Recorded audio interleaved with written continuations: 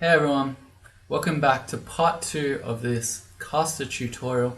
We're playing a Faerie Dragon Fire Elementalist and you're here with Ultraviolent 4. One strength of this character that I didn't mention in the last episode is that the abbreviation for it is FDFE and they're all capitals. So there's a lot of power in this one. And in fact, a lot of the Fairy Dragon mages, because they're all capital combinations. And as we know, all caps combos are very strong. Alright, we're just starting D4, which means we might find the temple, which we're looking for to get one of our magic gods in the form of Vehumit or Sifmuna. We are currently worshipping Elivillian, who's saying to us here, go forth and aid the weak, which is basically what I'm trying to do here with this tutorial. But we're just using her. I'm sorry, Ellie. Ellie doesn't mind, like the other good gods, Zin and the Shining One, if you abandon them as long as you don't then worship an evil god. So we found an early altar of hers, and we've managed to build up enough piety to get lesser healing. So we have that tool available for us, and then if we ditch her, she won't be too mad. She won't linger on the breakup if we then go to Vehumit or Sif. So let's keep going. On the start of D4, where we might find the temple, I like to read my scrolls, because we might have magic mapping, in which case it could find altars on the floor, or it might even show us the location of where temple is. Read it on a stair though. If you do get teleport or noise, it lets you go back up. So that's what we're going to start doing here. There's the teleport, let's go back up. And this way, we're going to be teleported on the floor that we already know is cleared, rather than being thrown into the unknown. Oh, there's still an orc running around. Fancy that, a couple of orcs running around, and there's a wizard, okay. Interesting. So apparently, I said this was an already cleared floor, but apparently there were still orcs running around. So in the last episode, you see the outline of them up here. We had the orc and the priest. Turns out there were more orcs and a wizard, which kind of shows why we tried to split them up. If we'd had that whole pack before with the priest and a wizard, it would have been much more dangerous. So I need to try to keep the wizard away from us with the fire here. What has it got? Enchanted dagger, okay. It can still hit us from range if we XV it. It could have one of several spell schools here, but all of them have a ranged attack, be it magic dart, throw frost, throw flame. It's got something, but it still will prevent it from running up to us and also hitting us with its dagger. So we're gonna try to fight it. Okay, he did a tricky thing there. So he used, is that what happened? I think. He shot a puff of frost over our fire, and I think it is what happened. You hear a sizzling sound. So he actually next level outplayed us by using his frost to put out our fire, which is a nice move, but he's nearly dead, so I don't mind just finishing him off there, because he's only had a sliver of HP. We reached level 6, which gives us another level up. I'm going to pick Int, which you want to do as a caster. And then these regular orcs, now that we fought the wizard and the priest in this pack, we know it's probably done now. Alright. Interesting thing here. So I've been saying that you don't really need to pick up a weapon as a Faerie Dragon, but this one's a little bit different, because we've found here a long blade. So we are going to pick that up and we're going to wield it. So long blades are kind of interesting. And that is because they can riposte. So if an enemy takes a swing at you and misses, which they're very likely to do because we're a small species and then we're getting plus 10% evasion from our flight, we have 17 evasion. And as we dodge attacks, we potentially get riposte. So just by carrying around a longsword, even if we never use it, we potentially get free longsword swings, which is nice. Apparently there was lots of stuff still on this floor. All the same, better to have teleported there than on this completely unknown floor where who knows what could have been here. Could have been anything. And now I'm going to continue reading our scrolls. Enchant armor. Let's put it on our boots because I like the look of the boots a lot more than the gloves. In fact, if we find more plain gloves, no, we're going to keep testing them because the blue gloves blend in too much with our blue wings. So I don't know. I think contrast would be more stylish, which is important. You want to look good as you're traversing the dungeon. And we found here a scroll of remove curse, which means when we find our next one, we're going to be safe to be trying on rings. And I can show you the shield then, but not till then. No magic mapping though. Oh, okay. So found gnolls, and they're throwing nets at us. We blocked it, did we? Did we just miss it? It missed us, okay. Gnolls are melee enemies. Note that they often have polearms, so we saw one that had a spear, this guy. So we can still use our Conjure Flame trick, but we need to be at least another tile away, so the gnoll's not just reaching over the flame with its polearm to get us. And I hope they aren't really smart and run around the top here and trap us in. I'm actually afraid of that, so just in case. Alright, no they're not. Okay, good. It turns out we are a stealthy fairy dragon because they didn't chase us. Yeah, cool. So we get to pick up the net, which is a nice tool to have, just in case. Can come in handy against some things. The worker ant, we have 5 curing potions, so we're not too worried about being poisoned to death, but still, it's such a free play just to put down the Conjure Flame, keep it away from us, and then we definitely are not going to lose any HP. Same play again. I'm sort of sticking to the hallway here, so that we don't meet the gnolls in the open. Oh, man, so many worker ants. You'd be really afraid of these guys. If you didn't already have curing or you weren't a fire elementalist. Because like adders, they're faster than you. Alright, we've got a new identify scroll. We're going to put that on. They're all singular potions, so we can just pick one. A potion of flight. I think we may as well just drop that. We have innate flying as a fairy dragon.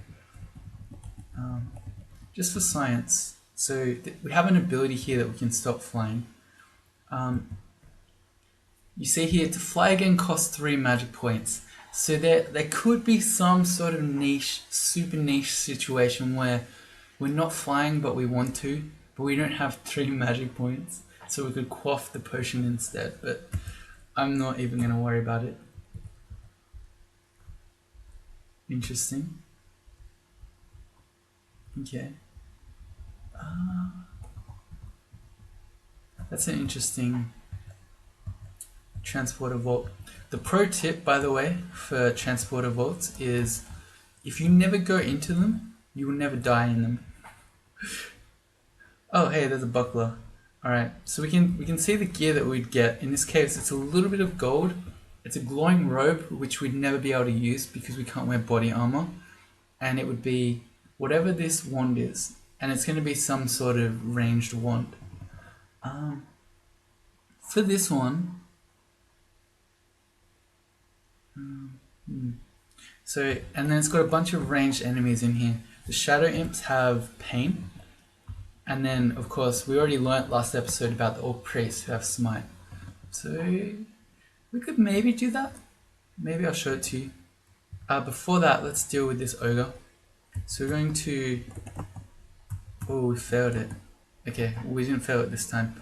We're going to step back so that if this runs out, we do have the chance to put more down. And we're just going to get him. Nice. with the flame tongues. We had a bunch of skill level ups. We reached level 7. Let's have a look. We don't have enough spell levels for fireball yet, and the failure is still high. So it's telling us, if we have a quick look at our skills, we want to keep training conjurations and fire magic predominantly. We want more spell levels, so we're going to keep going spell casting, and we always want more dodging. We want 1 defensive skill. Oh yeah, and here's more remove curse. It's suddenly all the amazing things we want we just found. Let's ID a potion. It's mutation. Don't use those. The days of mutation roulette are currently gone. It's the only way to potentially get rid of bad mutations, and the potions are quite rare. So I think you need to hold them just in case you get something like teleportitis that is a major threat to your character. As cool as it is to try to get a bunch of good mutations, it's too risky and it's too valuable. Alright, now we have remove curse. Let's put on our rings. Protection from magic, okay, that's nice. +2 int is also nice. If we have a look, it just lowered our failure for fireball a little bit. Not a huge amount. I mean, we already had 21 intelligence, which is quite high, but a little bit. And then we can, let's try the buckler first, just in case. And let's have a look at our spells. So look how much the failure for fireball goes up. It goes up to 43. And for our other spells, sticky flame is still pretty high, but everything else is fine. So I think we can just put this buckler on now. Now let's have a look at the regular shield. It wasn't cursed, but now have a look. It brings our conjure flame to 22%, which is no longer reliable, and everything else is really high. So yeah, not that one, not so usable. Let's put the buckler on.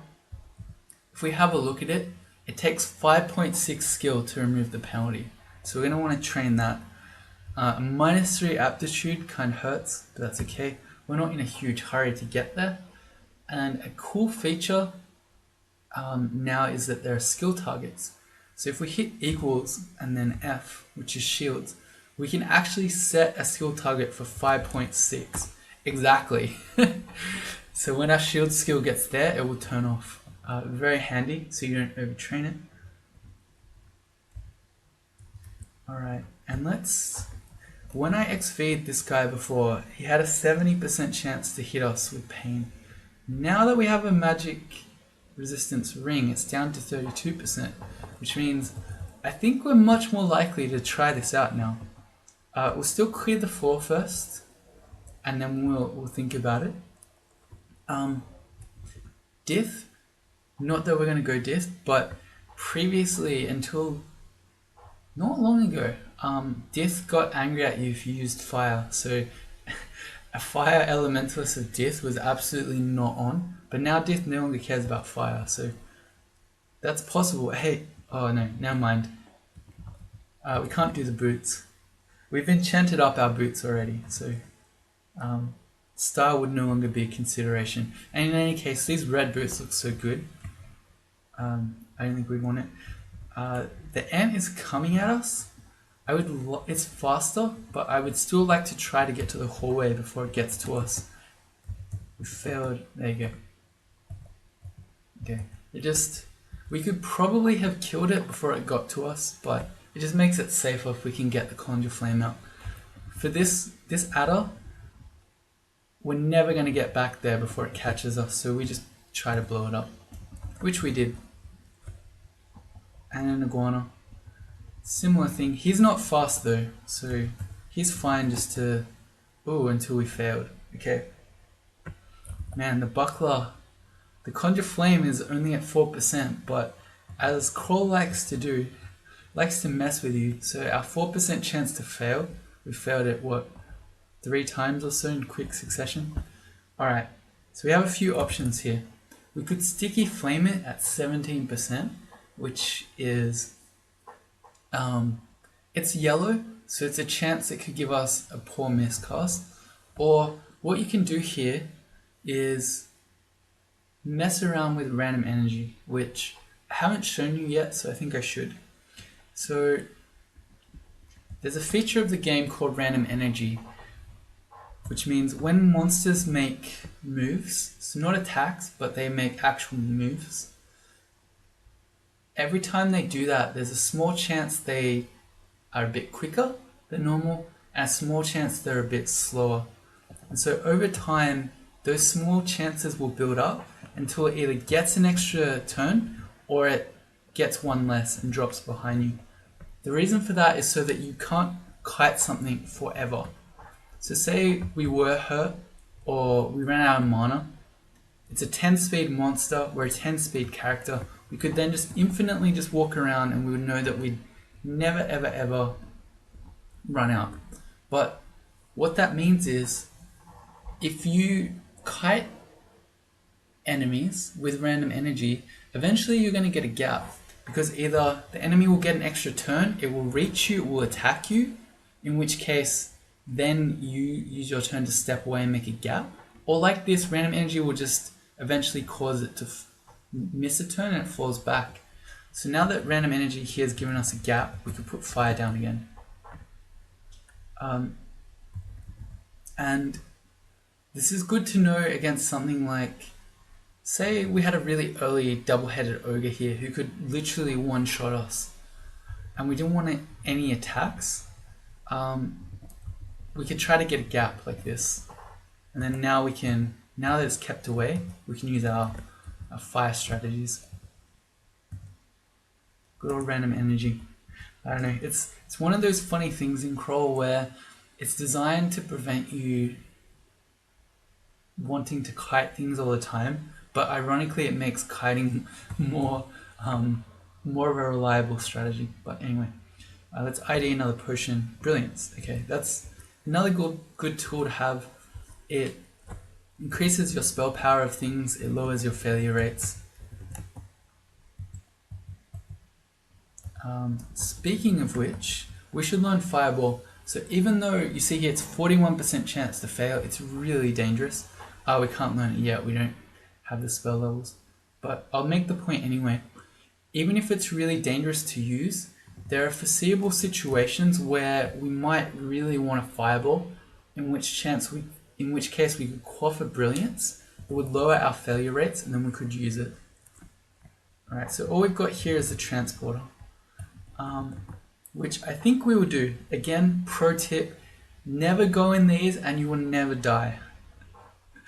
But this one is not too bad because it's pretty reliable, and especially because we just picked up the protection from magic, we're probably not really threatened by the shadow imps. So we are going to go in.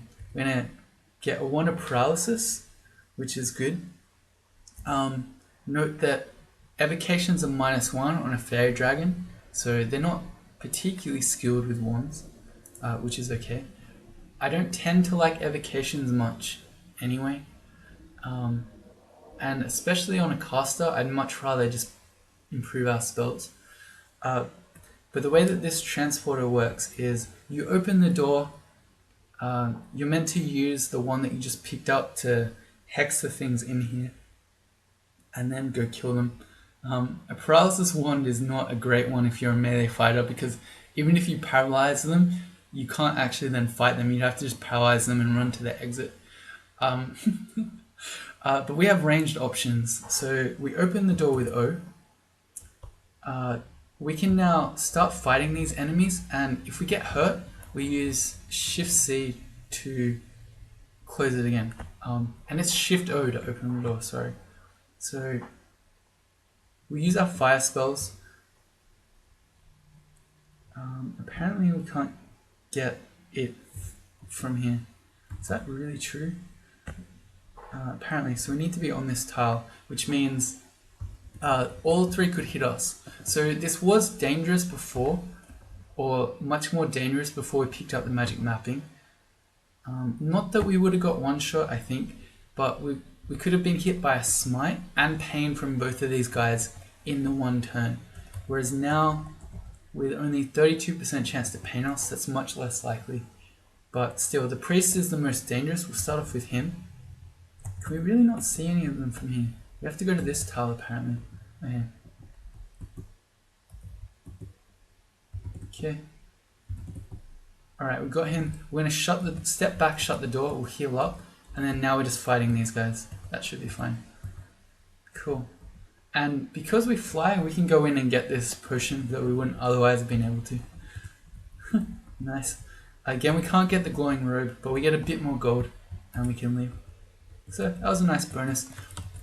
There are a couple like this. The other one is an eel vault, which actually was my idea in the first place. But they're pretty safe because you can just shut the door. So as long as you take your time doing them, they're pretty good transporter vaults. You get a bit of loot and they're not too dangerous to you. A hound is fast, but again, you see how consistently a fire elementalist can keep enemies off it using hallways. Alright, here's an interesting thing. So we have met the fire enemy's main weakness. An enemy who is immune to fire. So how do we hurt this guy? All our spells have fire in it, so they literally will do nothing. We could hit it with our +0 falchion and then try to kill it that way, but could take forever. Here's a cool trick. It's called Imp Parking. So imps blink all the time. It's a big part of why they're so annoying, because they stay away from you when you're trying to kill it. But that is very useful in parking them. So what we're going to do is we're going to wait till it gets adjacent to us while we're standing on the stair. We're going to go back upstairs, and now we're going to wait here until the imp blinks away like that, and we go back downstairs. So we've effectively parked the imp on the floor above, and then you don't have to worry about him. If you were some other mage, you could probably just kill it, but yeah, Fire Elementalist doesn't work so well. So I need more potions. We've got Might. Less useful for Fire Elementalist. 2 potions, 2 scrolls of something. We're just going to start reading those immediately. But we haven't found noise yet, so I'm going to go back to the stair. It's fear. That gives us a good out in case we end up adjacent to some monster that's fast and scary. A new ring. We have removed curse, so we can safely try that on. A ring of stealth. I would rather have the +2 int than the stealth, especially because we have a stealth penalty as a fairy dragon. On we go. Still looking for that temple. This little structure here, it's shrug, is likely to be an altar. In the early game, look out for structures that look like they've been designed. So say, I'll show you a good one. Won't let me go up more floors than this. Oh no. Yeah, because that was D1. Never mind. Where we did find Ellie, that was a good example. Well, here's another good example with Ash. We have these green tiles, these green walls. But over here, it's a symmetrical shape. It's made of stone walls. So as soon as you saw this, you might have thought to yourself, someone built this, it's likely to have altars in it, I should go explore it. So even though it might not necessarily be the temple, it might still have the god that you want in it. So yeah, in the early game, keep a lookout for it. We found an Amnesia Scroll here, which could help us, let us forget a spell. I don't want to forget any of these. Conjure Flame is our max range spell, and Flame Tongue is our level 1 infinite, free and infinite spell. So I want both of those. And Sticky Flame and Conjure Flame both have uses as well. This sort of, let's idea this. Sort of, we can start thinking about like what spells do you want and when. Here's a Gozag altar. And you kind of want to think, what are the spells doing for you? Say we found a book with another level 1 spell. Would we want that? The answer would probably be no. So you want to think, what are the spells doing for me, and why might I use them? So in the case of Flame Tongue and Throw Flame are similar. They do similar things, but for us here, being 1 mana is useful on Flame Tongue, and then the full screen range of Throw Flame is also useful.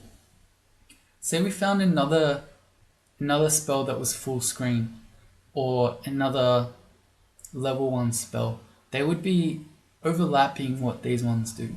And then Sticky Flame is a damage over time spell for adjacent monsters, and Conjure Flame is a utility spell that keeps things away from us. If we think about Fireball, which we still don't have the spell levels for, it's an AoE spell. More broadly speaking, you probably want some form of high single target damage, which is what Flame Tongue and Throw Flame is for us, but you want at least one to be full screen, and then you want some form of AoE for when you're dealing with packs. Let's read this on the stairs. It's magic mapping. This lets us see we're searching for downstairs. The temple is not here. So we've not been blessed with an early temple. Killer Bee Zombie is still kind of scary. Zombies are kind of dumb. This is the first monster where it's run into the fire. So rather than walking back from it and letting it out of the fire, we'll stand our ground, which means every turn it will take fire damage. And it's going to die pretty quickly when that's happening. Cool, onto D6. What did I just do? Hit the wrong button. So the temple is either going to be on D6 or D7. Talking about structures that look man-made, here's one. It implies an intelligent designer, so we're going to walk right towards that. It's Nemlex, it's not the temple, bad luck. We've got 2 pips of Ellie Piety, so we now have Heal Other, which is interesting. I like to test my hatches up, and that's because, oh boy, hatches up won't be taken by auto travel unless you've already explored them. So when you're doing the orb run won't go up a hatch unless you previously explored it. So it's a slight little optimal thing for the end of the game, but not a big deal. We've met a centaur. Centaur is really scary for us and for mages in general, because it does not care about being at range. So our trick for Conjure Flame doesn't work because the centaur will happily stand behind the fire and then just shoot arrows at us. They're also fast and they really hurt. Fortunately, we have really quite good defenses still, with 9 AC, 17 evasion, 10 shield. So we probably take a couple of shots from him. What do we want to do? So this is an example where I probably don't want to just sit at range and fight him. So we have a few options. One trick to note is that if you can get adjacent to most ranged enemies, they have to be what's called a master archer to ignore this, and there aren't many. So a regular ranged enemy like a centaur, if they're adjacent to you, will melee and not use their ranged weapon. So if you had the opportunity with a corner, say, to make the centaur come to you, that would be fine. But here we don't. We're in the open. So we don't want to fight a ranged battle. What we could do is, well, first of all, let's step to the stairs so we have our option of going back up. But we can use other tools. One of which is this Wand of Paralysis we picked up. Even with no evocations training, in the early game most monsters won't have much magic resistance. So it's a good tool to have. See here we've got 46% chance to hex him. So let's give that a go. If that fails or we start taking shots, we'll go back upstairs. No. Okay, there we go, we got him. So now, I think what I'd like to do is run up adjacent to him first. before I start hitting him with spells. And that's just in case this wears off. He then will be adjacent to us, so he won't use his bow anymore. Now we just hit him with the spells. Okay, good. He didn't wake up. There's immolation. Interesting scroll. I do like those, so any future ones we find we'll be picking up.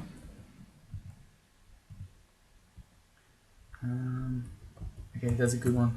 I was like, this little hallway here, we could put the fire down and step inside, but then we'd be stuck in there. So if anything else turns up, I would be in trouble.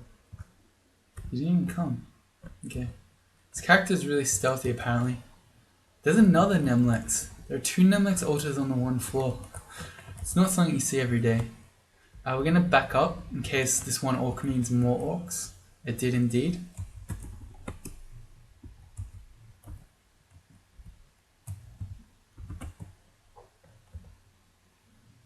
Alright, and we use our fire trick. He's not ranged, so he just has to stand there and take it. I'd rather not use more mana than this, so we can conjure more flames if need be. And we're instead going to switch to our 0 mana spell. There's the priest. That's the one we're hoping not to see, and there's the smite. Alright, it hurts too much. It's time to loop back around to the upstairs. We didn't have a good way to go there. Oh, I've just noticed the temple. I didn't see this before. Okay. I know this is the temple because that's just the temple layout. Once you see these vaults enough, you learn them. So yeah, there's our temple. We're being run down by a couple of fast monsters and then the priest. So yeah, I don't know. This maybe wasn't a great play either, because now when we come back out of the temple, we're going to have to contend with the priest and the warrior. But I did it anyway. I don't know. I saw the temple, my eyes lit up, got excited. Alright, we'll run around. We can hit Control O to very easily see which ones we've found. We have found both Vahumit and Sifmuna, who are the 2 magic gods that we want. Alright, so which of the 2 should you use? I would say if you're learning to play a caster, which is kind of more the point of this tutorial, the better of the 2 is Vahumit. And the reason for that is that Vahumit is more straightforward. So there's a lot of similarities between the 2 gods. They both have abilities that give you extra mana, that help you with your spell casting, that give you new spells. But with Vahumit, all his abilities that he gives you are passive, so you don't have to think too hard about things. Whereas with Sif, you have some interesting things. Divine Energy allows you to cast spells when you run out of mana. Actually, with a Faerie Dragon, that's less useful because you can still cast level 1 spells anyway. But it also has active abilities. So yeah, go Vahumit. Vahumit is the god of destructive magic, which is what we want to do as a fire elementalist and a so-called blaster caster. So we're gonna worship Vahumit. Do you wish to join it? It says, are you sure you want to abandon Ellie? Don't worry. If you were going to get wrath, it would say here, like say you tried to get rid of Trog or something, it would say Trog does not, I forget the exact words, but basically does not like being abandoned. But not here. Ellie's okay with it. Vahumit's not evil. Are you sure you want to abandon Ellie? Yes, that's fine. Vahumit welcomes us. Ellie isn't angry. It's only if we worship an evil god now that she would care. So we didn't actually end up using any of Ellie's abilities, but it didn't hurt us anything. We had the opportunity to. And then let's have a look at Vahumit. It's the carrot key, Shift and 6. I remember the name finally. God of destructive powers and magic, followers will gain divine assistance in commanding the Hermetic arts. Most favored stand to gain access to some of the fearsome spells in his library. One's devotion can be proven by causing as much carnage and destruction as possible. So he accepts all kills, enjoys it when you kill anything. That's how you get piety. And he's granted powers here. He'll offer you spells. All destructive spells, which is what you want as a blaster caster. You will gain the ability to gain magical power from killing, which is really handy. As you kill things, you get your mana back. He'll then give you bonuses to destructive spells, as in he'll lower the spell casting failures. And finally, he extends the range of your spells by 1 tile, which doesn't sound like a big deal, but it is, trust me. All of those are passive. So yeah, it's a very, very new player friendly god in terms of being able to just worship him and not have to think about things too hard. Alright, so when we come up here, we're going to be facing the warrior and the priest, which is a bit of a worry. I think we're okay because we have a scroll of fear. So if we walk up, we take a massive shot from the warrior and a massive smite. We can fear them away. So that's really our only play here. Alright. Things we could do here. Let's test our Wand of Paralysis. It's a 46% chance on the priest. I'm willing to give that a go. Because believe it or not, the priest is the scarier one. Because we can walk away from the warrior. And what's cool here is that we are flying, so we're not penalized in any way as we walk over water. But the warrior is, so he'll be slow, which means we'll get a gap. But the priest can smite us from range. So as we run away, he can be killing us. So that's why I'm going to aim the paralysis wand at the priest. Not successful. Alright. What I could do here is go downstairs to bring the warrior into the temple. And in fact, look at all this water. We could kite him around the water. That's interesting. There's not deep water, so we don't get to cheese him with flight strategies. But still, I think that's the play I'll take. It gets us away from the priest, and then the warrior we can fight just fine. A couple of plays we could do. First of all, our sticky flame has dropped down from being yellow, which means it's dangerous. So we could sticky flame him and then just walk away. Or we could run around, wait for random energy, and then use the conjure flame trick. I think we haven't used the sticky flame yet. Let's try one. Okay, we got him. So he gets that little icon that says he's on fire. Let's go again. And we just kite him. Okay, there you go. Took him down. And now we can fight at this stage. Ooh, you see how much it hurts. So I'm gonna say at this stage we can fight a priest one-on-one, but apparently not that simple. Let's shoot a couple of spells at him. Okay, cool. Bonus thing here that killed him is that when you shoot fire spells over water, you make steam. So he actually died to the steam. That's a nice bonus of the Fire Elementalist. And on we go. We've got a shop here. It's got a bunch of different gadgets. Impigu's Gadget Emporium. We can't afford any of those anyway. But that's not something that I would want to buy anyway. Our evocation skill is not extremely high.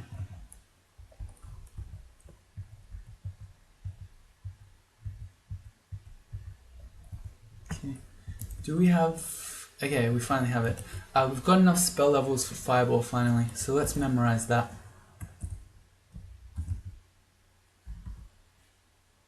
Excellent. It's still too dangerous to cast here. It's red, it's at 22%.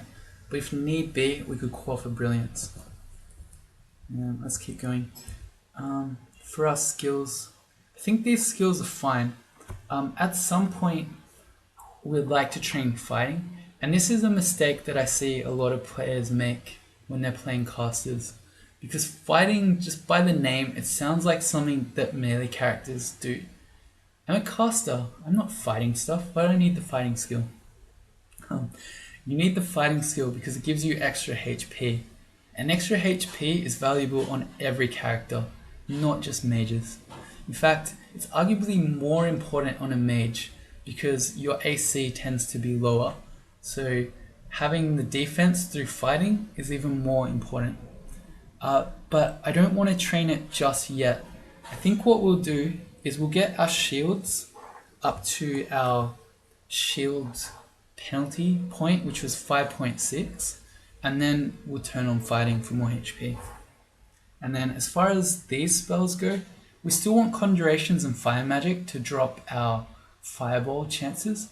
And for spell casting, I think it gives extra value on a vehement worshipper, which I won't get into just yet. I'll bring it up when it becomes relevant, but I will explain that one to you. I'm going to hold that scroll.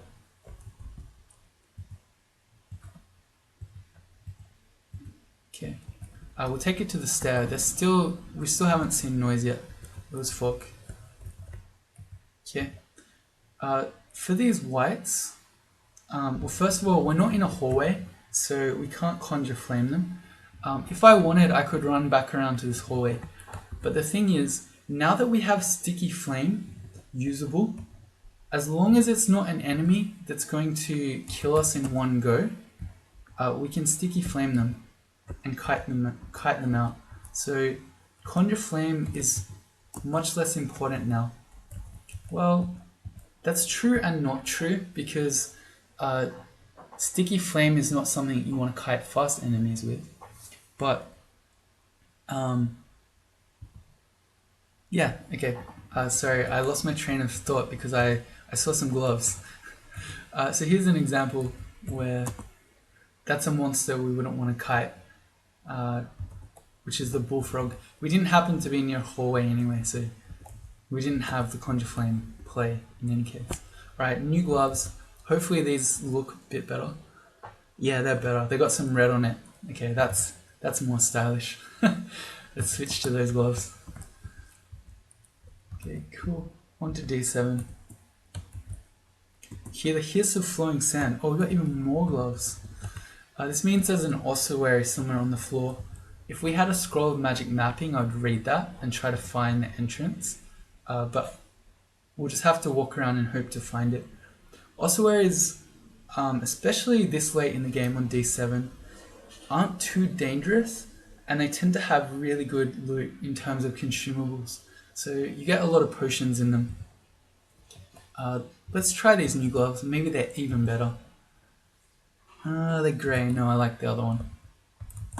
Okay, we wasted a few turns there that the ossuary might be running out. I don't know, the price you pay to look good. Oh boy, okay. Okay, a couple of things going on here. First of all, the hippogriff is absolutely really dangerous. We do not want it to be adjacent to us, but the centaur we do, because we don't want it shooting. But I think in this scenario, the hippogriff is scarier, so we just fought the centaur. What are you doing, hippogriff? Come at me. Let's put the conjure flame down. If we XP it, it can bite for 12, claw for 9, and peck for 9. That's a lot of damage if you let it hit you. See how I thought it might be stupid enough to walk into the fire, which is why I put 2 down. And then if it's in the fire already, it will keep stepping in fire. So we just kill it with conjure flame. See how many skills leveled up there? Because that was a dangerous enemy.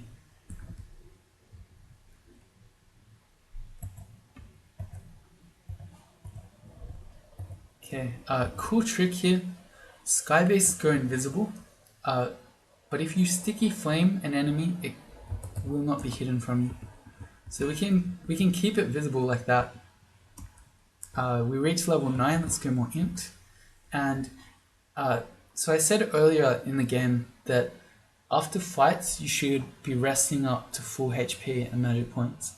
The reason I'm not doing it here is because I don't want the ossuary to run out.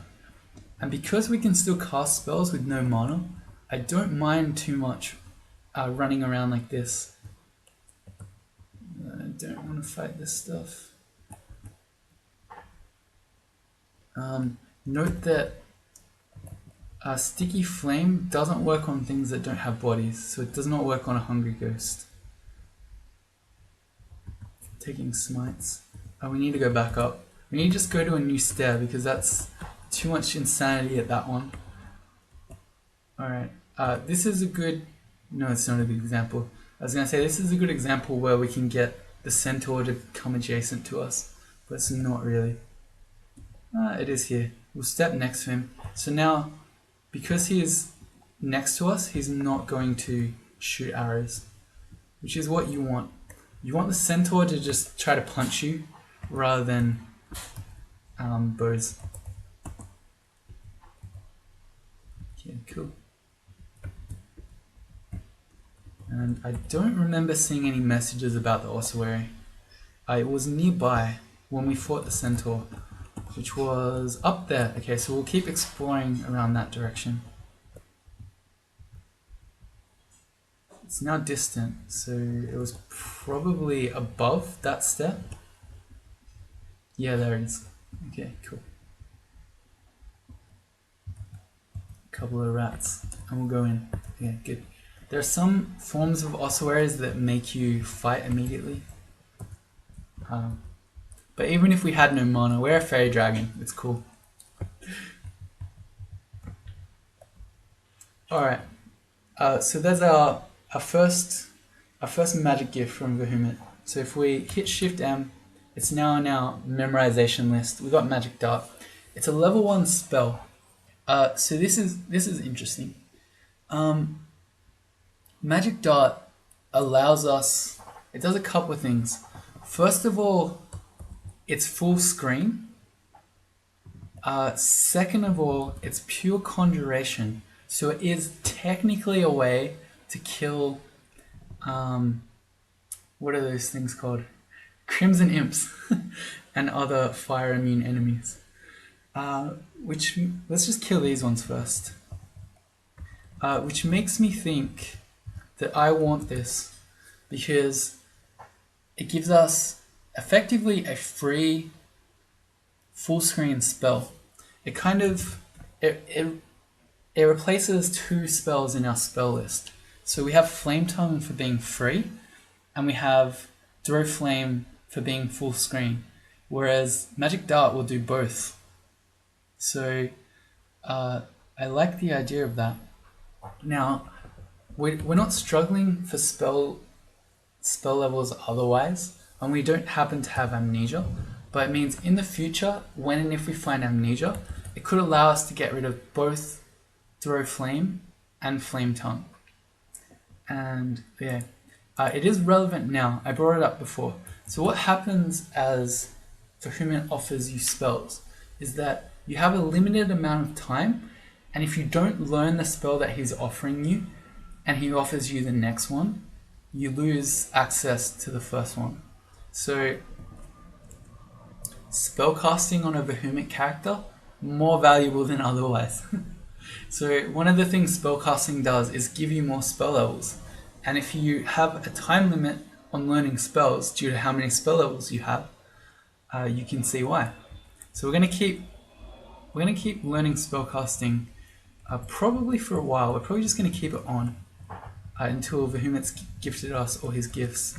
And then I think we do want to learn Magic Dart. It's gone to B. I'm going to use Shift S to change its letter to A. And it's going to replace Flame Tongue. So now, the reason I put it on A is because with our option, what's it called? Auto Enable Magic. The one that lets me shoot spells with Tab. I can now press Tab to do our free Magic Darts. Cool. Nice, so I actually feel like a tabber again. This is pretty cool. Alright, there we go. Vehement's gifted us another level 1 spell, which is Shock. This is interesting, because this is maybe even better. Oh man. As far as Behemoth's really going for the level 1 spells. Oh man, okay. Shock's interesting in a couple of ways. First of all, it's full screen, like Magic Dart is. Because it's an electric damage spell, it partially ignores the AC of enemies, which means for pretty much the whole game you can hurt anything with it. And then it allows you to double zap things. Oh, that was loud.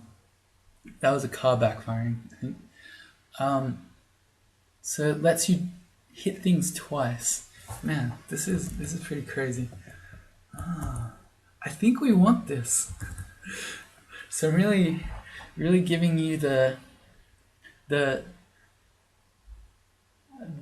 tough decisions on which spells you should learn. I think again that this is one that I want for this character, and so we've been talking about you want spells that do additional things for you. So the Magic Dart consolidated 2 other spells in our list by being full screen and 1 mana, and had the bonus of hitting enemies that were immune to fire. Shock does all of those. It's 1 mana, it's full screen, it hurts things that are immune to fire, but has even more bonus in that it hurts high AC enemies, so it's relevant for longer, and you can double zap. So alright, we're going all in on the level 1 spells here. And I'm going to put that on, that's my phone, sorry. I normally put that on silent, my bad. So we're going to put that on A as well, so that's going to be our level 1 spell. And do we want to train something different? So this is an air magic spell. Let's have a look, Shift I exclamation mark. We can have a look at the spell power here, and we see here that it's already max power. So training air magic just for shock here doesn't really do anything for us. So no, we don't need to train air magic. And which would lead to another question. Say it wasn't max power, would you learn air magic anyway? And again, I'd probably say no, because your spell power in a level 1 spell is not something you should think about too much anyway. Cool, so now we're going to be a shock guy. I don't know why. Sometimes it says you don't know that spell, which is bizarre. Shock as well goes through enemies. So it lets you hit multiple with a level 1 spell as well, which is very nice. Look at all these potions we're getting. We've got 9 curing now. A couple of unknown ones that we didn't know before. And then, cool. Let's see a double zap. So if we just did double normal target like this, it wanted to fire there, but we can aim at the wall. You see that it goes a darker yellow, and it's now gonna zap the guy twice. Oh, this is great. I really like shock. It's a really powerful level 1 spell.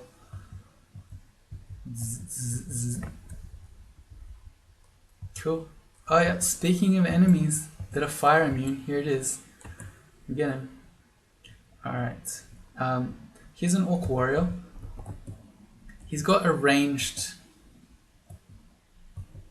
attack in the form of, well, he's throwing javelins. He's throwing tomahawks. But he's also got the polearm, which is why I'm standing back from the fire, and we're just slowly but surely using our free level 1 spell on him. Here's another one. Same plan.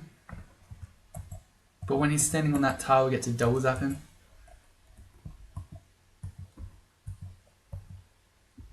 He's trying to cheat.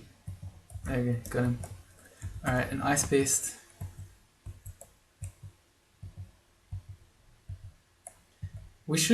I should just throw fire at him. They're susceptible to fire, but I don't know. I'm just being lazy. Just hitting my tab button. Oh yeah, right, zombie. It's gonna step in the fire. Now that he's adjacent to us, we're going to sticky flame him. That's basically how this works. If the monster's not adjacent to you, keep it away from you with Conjure Flame. If it is adjacent to you, Sticky Flame it. Tutorial over. That's it. That's all you have to know.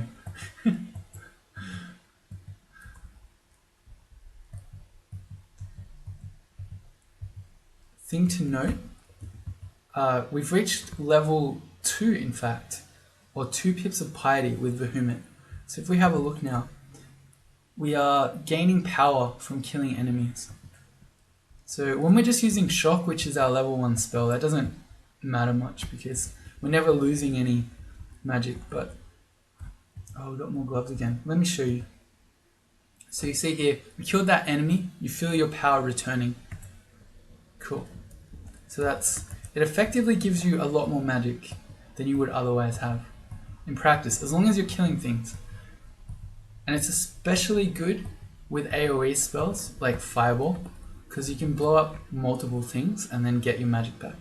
Let's test these gloves. Not a fan of those. I think these ones with the touch of red are the winner.